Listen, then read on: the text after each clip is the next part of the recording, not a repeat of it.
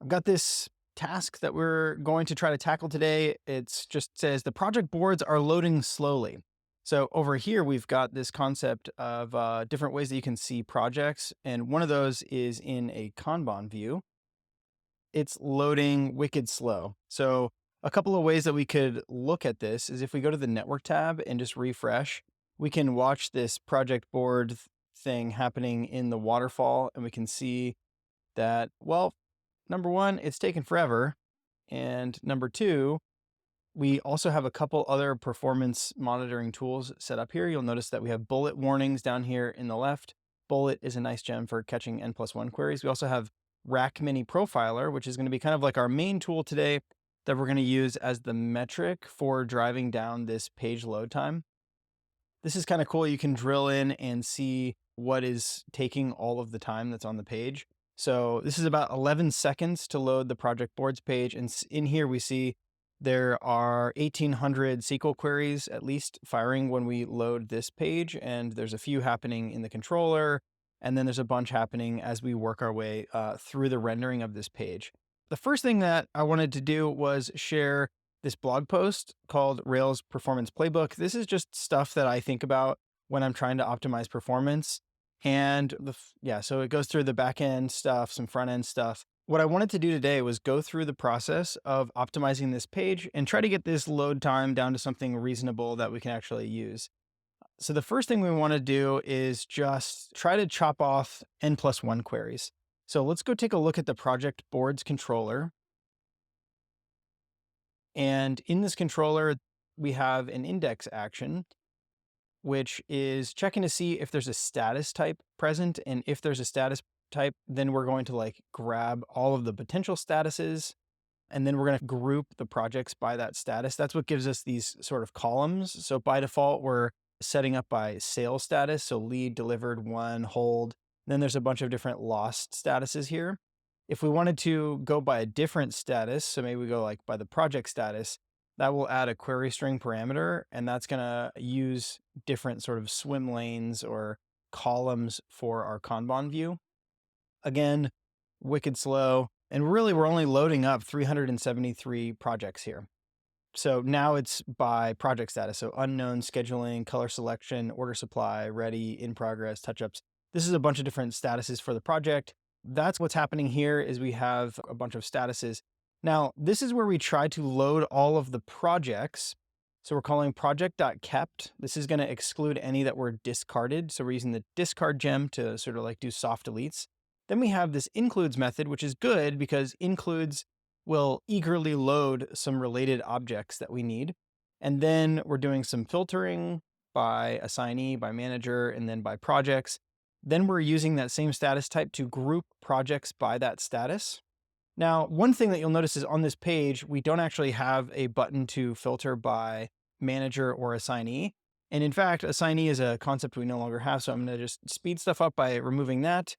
And another thing is that when we look at these cards, first of all, the image isn't loading. That's because these images are on S3 in a production bucket. So this is kind of like some sanitized data, but we don't actually have the images here.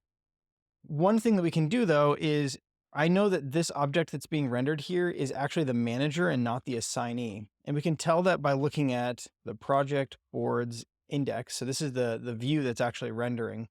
So one of the things that we want to do, or so the very first thing we're doing here is going through project boards controller and making sure that we're adding everything to includes that we can that will actually improve the performance of this so that we can decrease the number of queries that are firing. Includes will basically say for all the projects that were returned in this query, go and select all of the related locations for all of those projects and go select all of the addresses for those locations and the blobs for the attachments for the assignee, etc. So this will kind of do one query for project, for location, for address, for assignee, avatar, and blob instead of one query for all the projects. And then every time that we iterate over each of the projects here. So when we're going through projects by status, so projects by status are all the projects grouped by status.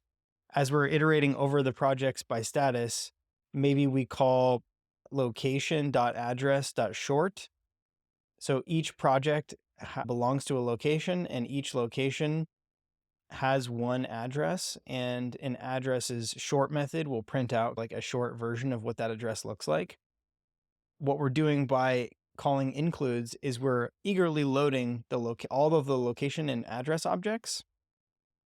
We're also calling .potential, .project type, and .manager, but in this card, we're not actually calling assignee anywhere. So instead of assignee, I actually want this to be manager, and that should immediately sort of like speed up some of this. So we'll refresh the page here.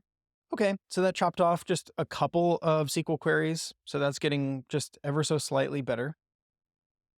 Another thing that you'll notice when going through the view is that we're calling project.comments.count. Now, one thing you might think is, oh, let's add comments in here so that we're going to fetch the comments as we're going. So we could say like comments. This count method is still going to fire off unnecessary queries. If we were to look at the server log here, you'll find that a bunch of these are actually saying select star from comments, where comments.commentable is the project ID, etc. And so a really common tool for avoiding having to go to the database for these comment counts is to use a counter cache. So that'll be like the next topic we talk about here. So we've gone through all of the includes. We're including all of the things that we want to include for each of these cards. And now we want to go look at using a counter cache to kill all of these queries.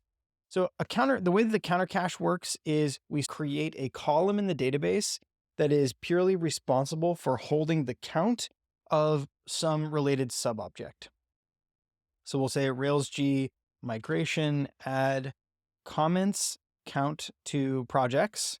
And this, you want this to be plural. This is actually the table name that you're using, and then underscore count.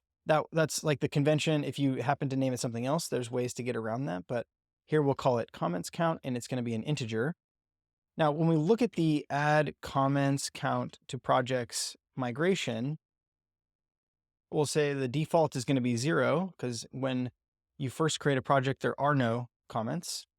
And then what we want to do is we want to iterate over every single project, and we want to update the counters for comments. Yep, project.reset counters will pass in the ID of the project, and then we will tell it which counter cache we want to update. Now, when we add this column to the database, we also want to make sure that we add the counter cache method to the right association. So we want to find the belongs to side of the association between projects and comments. So a comment will belong to a project because a project has many comments. If we look at the comment model for a second, you'll notice that comment is actually polymorphic. You can technically have many comments on lots of different objects.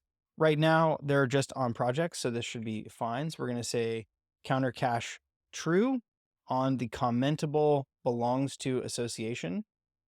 And now what we can do is we'll start by, so let's just run this migration, Rails DB migrate, and that will add it to our database.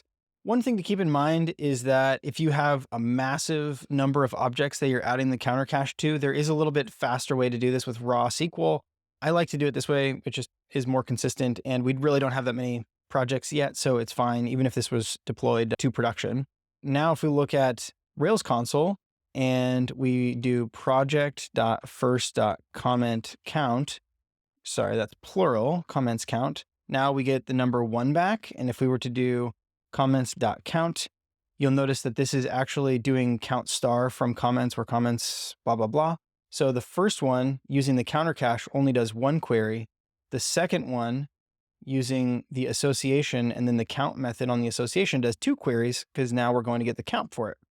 So if we were to do like project pluck ID and comments count, this will give us like this giant array of arrays where we have the project ID and then how many comments. So project 45 has 17 comments, project 127 has 5 comments, and so on and so forth. What we can do now is go to the project boards index and go down to our comments count and reset that to comments underscore count. And this will use the counter cache, and this should be just ever so slightly faster. So before it was around 11.8 seconds, 11 seconds. Okay, now it says 12.99628, which it technically went up, but it should be going a little bit faster. So it's possible that was like the first load or something, and some stuff is like warming up. But one thing that we'll notice is that we went from 1800-ish SQL queries down to 1660. So we're making progress, at least on the SQL query front. Another thing that we can do is if we look at the SQL queries here from Rack Mini Profiler, sometimes if there's 1600 of them, clicking on this link can take a second because it's pulling up this list of all the queries that are firing. And we're going to get into some nitty-grittier detail here. As we're looking at each of these different blocks, it tells us where the method is being called that is firing off the query. So if we look here, when it's rendering the index.html page, inside of one of the blocks, the method potential is being called on project on line 337 in project.rb. And that's causing this select estimates.star from estimates where blah, blah, blah. And that in turn is then firing off this other query that's getting estimate items. So you can sort of think of an estimate almost like an invoice, and estimate items like the items on an invoice. And one of the problems here is that potential, which is the method that sort of tells us this price here, is being recalculated every time. So we're going to the database to pull up the pricing model, and then we're using this calculator to run and crunch a bunch of numbers for the pricing model, which fires off other queries. And then we are returning that like this number is being derived every single time rather than being cached or stored anywhere. This is like not stored in the database anywhere as one single number for the project. It's just being regenerated every time the project is loaded. And that method is here, potential. So one of the big problems on this page is that we are recalculating these numbers every single time. So in the same way that we added comments count, we also want to sort of cache things that will cause this potential to fire. So in order to do this sort of optimization, it makes sense to drill into the methods that are actually being called. So let's look at the project model, and it was around line 337. So here we go. So when we call .potential on a project, it's going through the estimates association on the project and calling .active, and then the sum method in this case is the Ruby sum method that's calling the total on each estimate. So let's look at an estimate. And there's a total method here that's taking the price minus the discount amount and calling .max. And then if we look at the price method here, you'll notice that it's using this project estimator, passing in the estimate and calling .price on it. So if we go to the project estimator, this is now going through each estimate's estimate items, finding those that have not been discarded and summing up the total, and then checking to see if it needs to enforce a minimum. And if not, then it will just return sort of that sum of estimates. Otherwise, it does another query to the database to look up the price version. So now price version.find by whatever. So now we're finding the price version, and the price version model contains minimums for lots of different project types. So if the project type is interior, then we're going to return this. So ultimately price, you can see how this price method, which is used by the total method, which is used by the potential method on project, is doing all this number crunching in real time. Okay, there is a huge benefit to this, and that is we avoid an entire class of bugs related to caching. So we're going to buckle up and we're going to implement some caching that's going to store this price rather than calculating it every time we look at it. Part of the reason we want to do that is that these numbers don't change very often, and we can build in a couple different controls and backstops and tools here that will ensure that we keep the price up to date.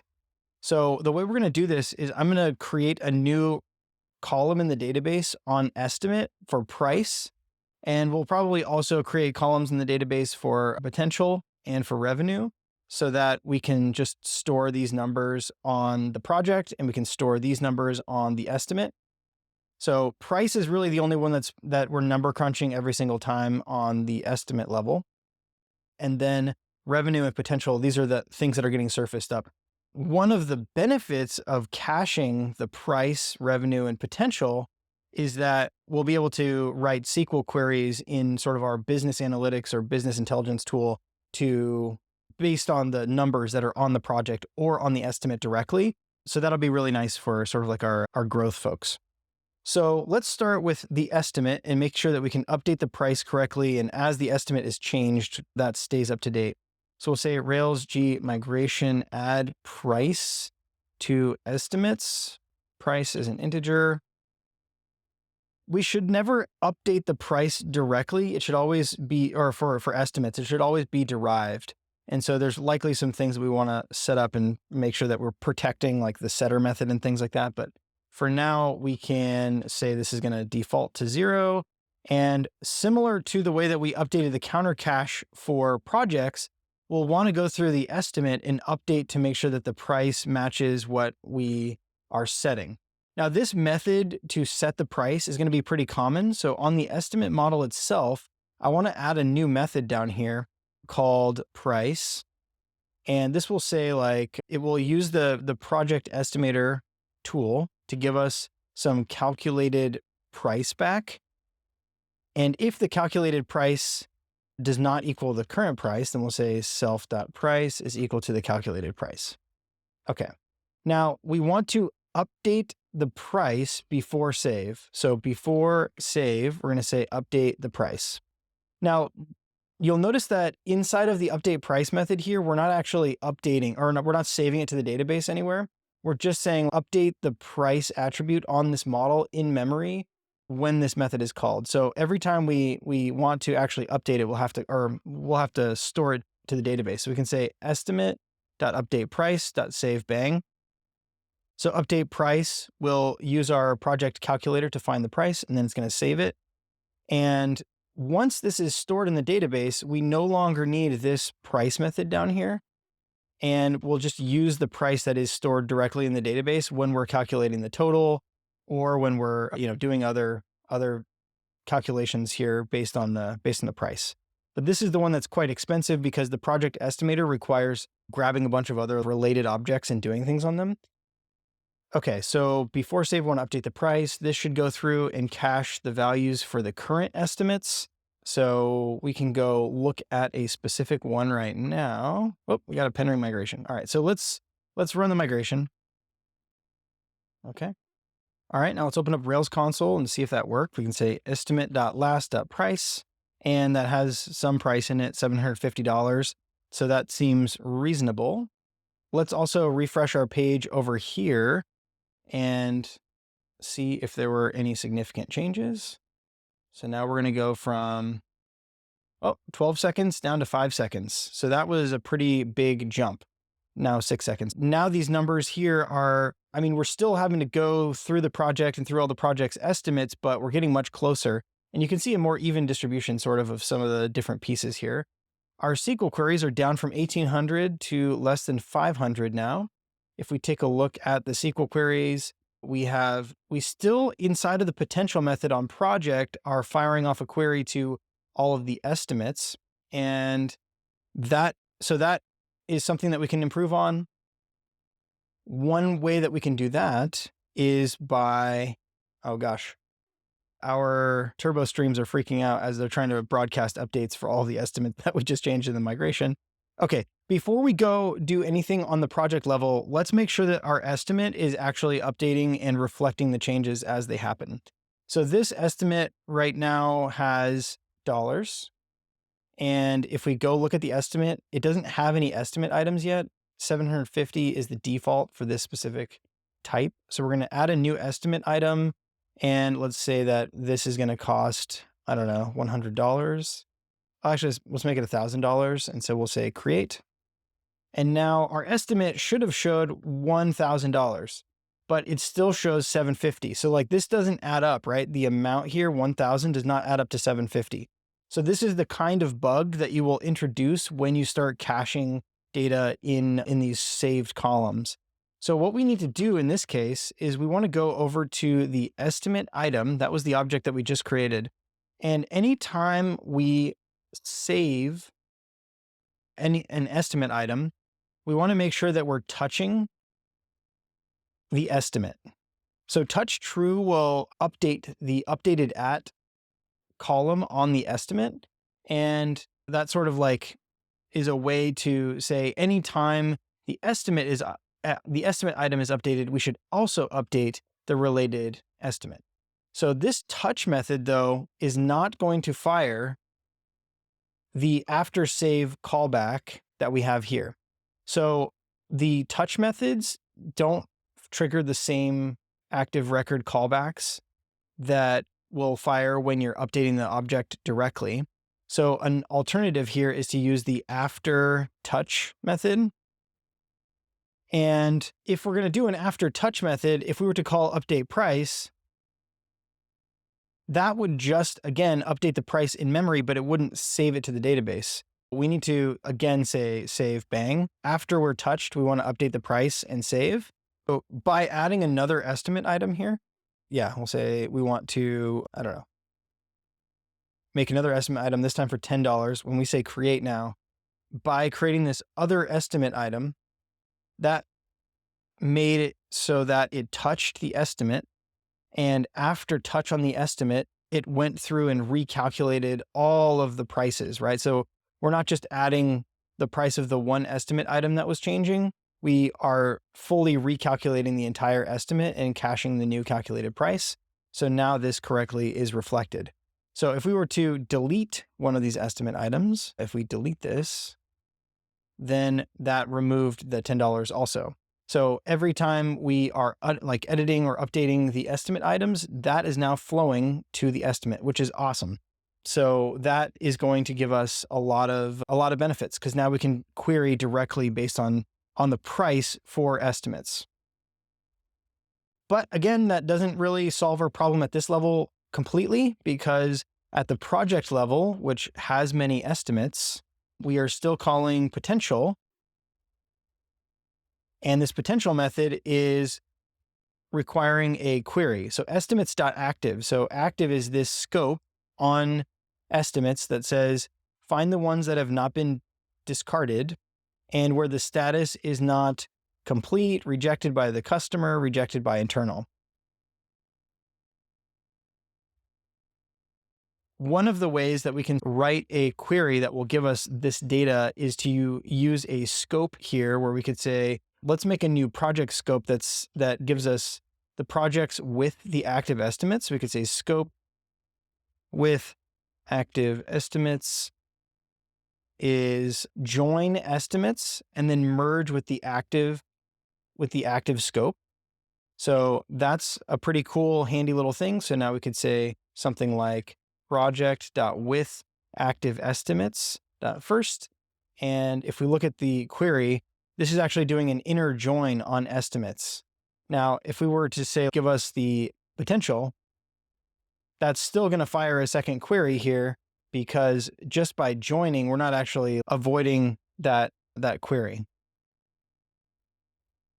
All right, so the next thing, so rather than doing it that way, what we're going to do is add a revenue and potential method to the projects table, and then we'll cache those similar to the same way that we did these over here. Okay, so we're going to say Rails G migration, add revenue and potential to projects, revenue, potential. And then again, we're going to want to go through each of these and say project.update revenue and update potential, and then project.save. So we'll make these methods in the project model here where we will say, okay, before save, update potential, and then this will say something like, yep.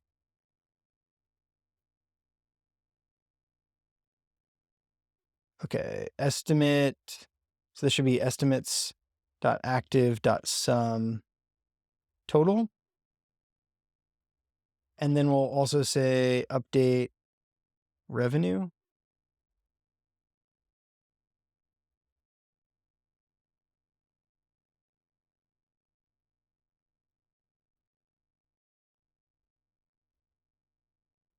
So revenue used to pull some revenue, potential used to pull some total.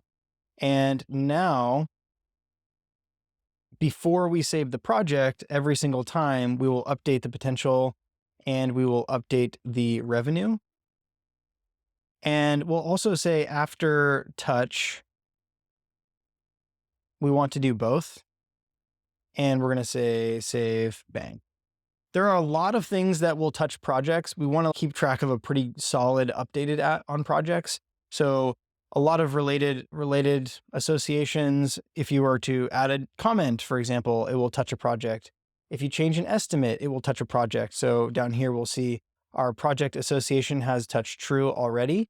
That's because we want to keep pretty good track of like when projects have been recently touched. All right, so after touch, we want to update all of these details. All right, let's run this migration, Rails db migrate. Undefined method active for this collection proxy. Oh, this should just be estimates again. Estimates have many invoices, so that's like another confusing layer to this, but yeah, that's okay.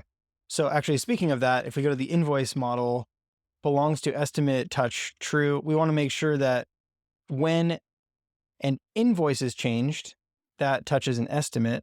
And then when touching the estimate, that should, it doesn't necessarily need to update the price, but we need to make sure that that flows back up to the project so we get the right revenue. All right, so this project has an invoice. And what we want to do is just see that if updating the invoice, this is going to fail because the actual invoice is the ID for the invoice is a production ID. So what we can do is open up Rails console and say invoice.find.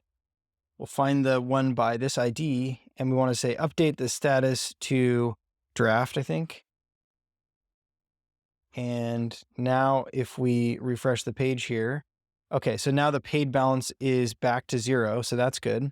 Now, another thing we can do is like from in the Rails console, we can look at all the queries that actually fired when we did this.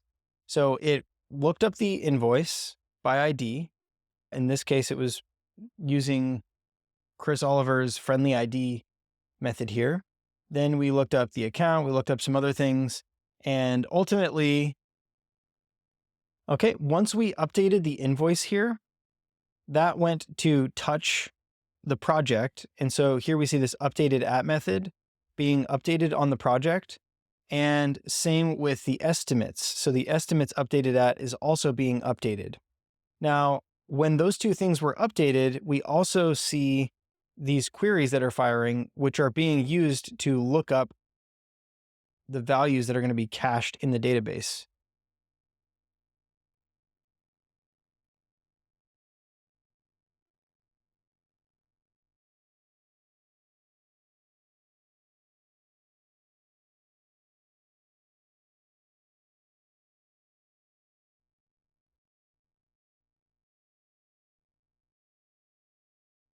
So if we go find that invoice and its project, and now we say project.revenue is 0, project.potential is $1,000. So now if we update that invoice again to paid, we'll see the same sort of thing fire off. Now, what I'm surprised by is we're not actually seeing the insert or the update we're not seeing the query that is updating the revenue or potential in the database. So project.potential, project.revenue. Okay, so that is getting updated. Project.reload.revenue. Okay, so it is getting updated, but we're not seeing the query. I don't know why. Yeah, I don't know why this project update method is not logging the query that we expect here. That's interesting. So we should be seeing an update projects set potential and set. I wonder if we didn't reload Rails console or something. Draft. There we go. I think that was it, that we just didn't reload. And then if we update it to paid. Okay, so now we're seeing that the revenue is getting set. So that's awesome. That's fantastic. Okay, notice that it was calling both, but only actually storing one because only one was changing. Okay, so now we should see the number go back to the right amount being paid. The balance is all wonky because we're just using fake numbers here and fake money, but that is looking good. So now if we go back to our projects board, we no longer need to query all the way down into the estimates for the amounts there. So now we're down to 4 seconds, which is great. And we only have a handful of SQL queries firing off now. In fact, there's probably one like humongous query that's happening too early on that's gonna collect all the projects. Here's a bunch of addresses. We've got, yeah, lots of detail coming back from those queries. Now, 4 seconds though is still not fast enough, right?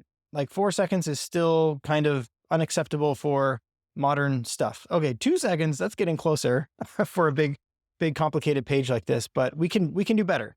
So the next step that we want to do is, now that we've got kind of like some caching going on, we've got our eager loading, that's the lowest hanging fruit. We've got some caching going on for some numbers. We're no longer doing a lot of number crunching in real time as the views are loading.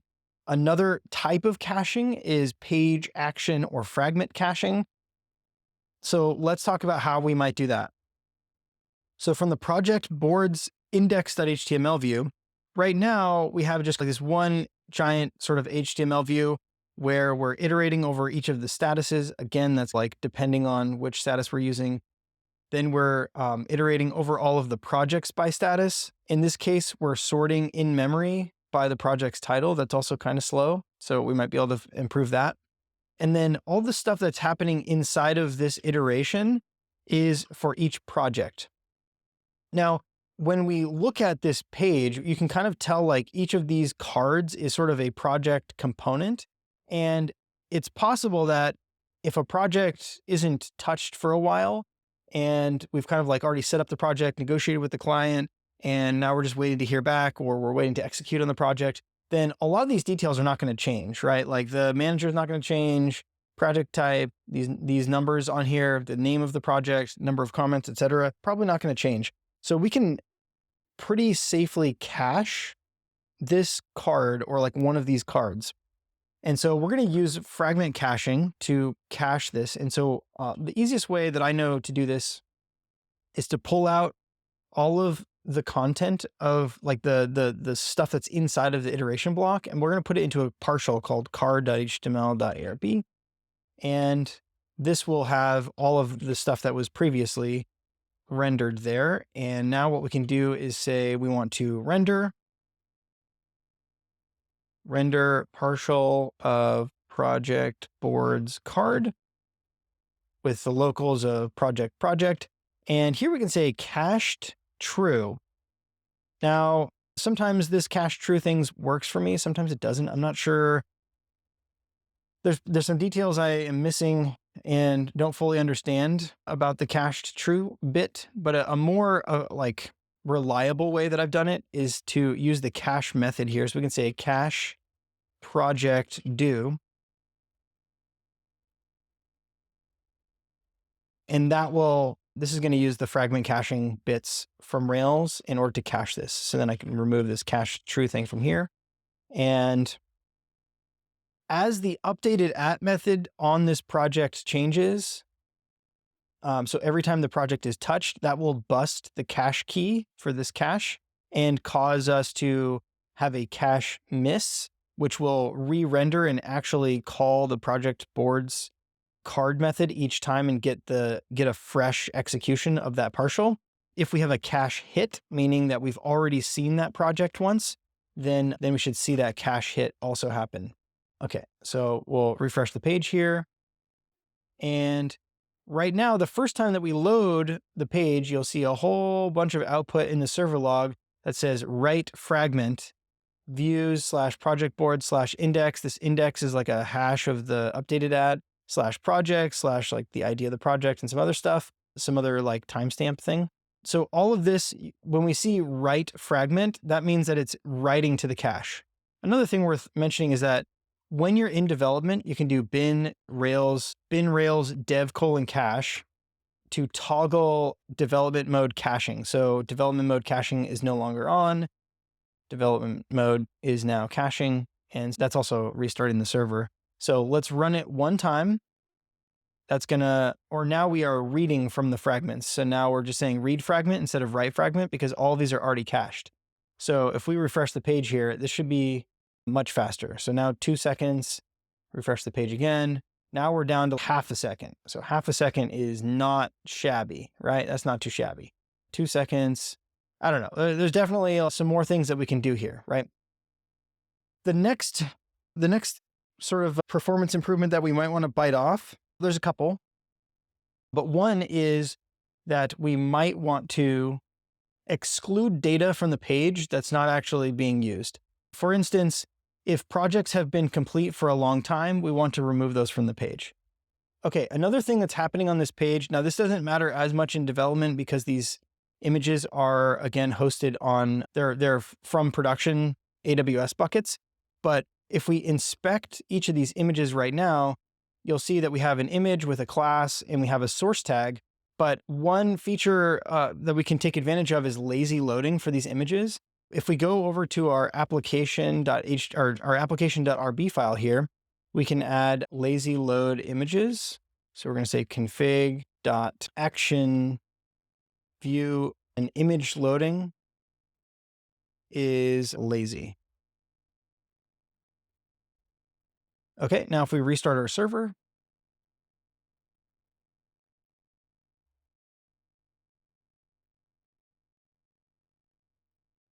and refresh the page,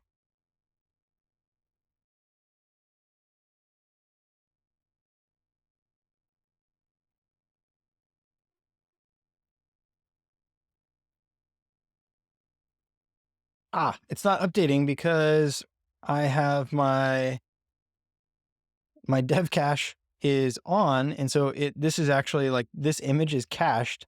So this would be a good sort of experiment. If we refresh the page now, it should be recalculating those images. Okay, so now we see loading is equal to lazy there. So that's going to help a bit with the speed of the page because now we're going to be lazily loading that.